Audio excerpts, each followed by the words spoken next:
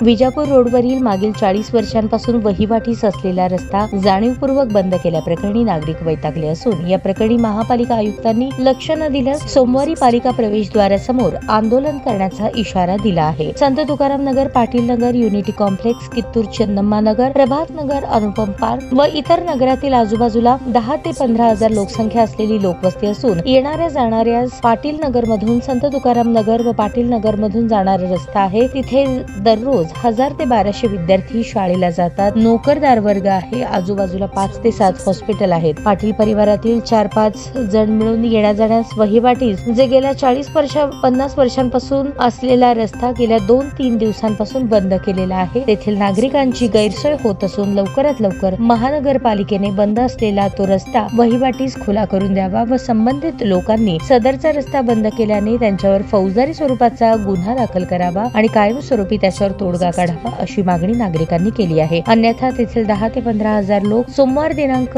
23 जून 2025 रोजी पासून महानगरपालिकेसमोर ठिय्या आंदोलन करणार आहेत। याची नोंद घेऊन सदरचा रस्ता तात्काळ पूर्वीप्रमाणे खुला करण्यात यावा अशी मागणी नागरिकांनी केली आहे।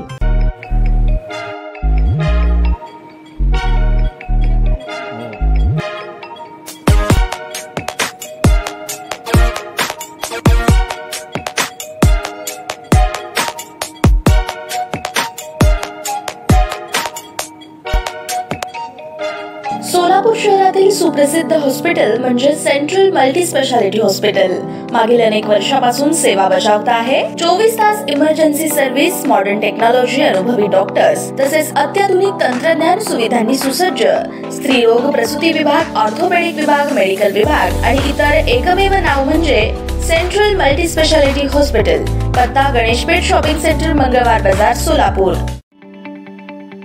ताज्या बातम्या पाहण्यासाठी प्राईम महाराष्ट्र न्यूज चॅनलला सबस्क्राईब करा।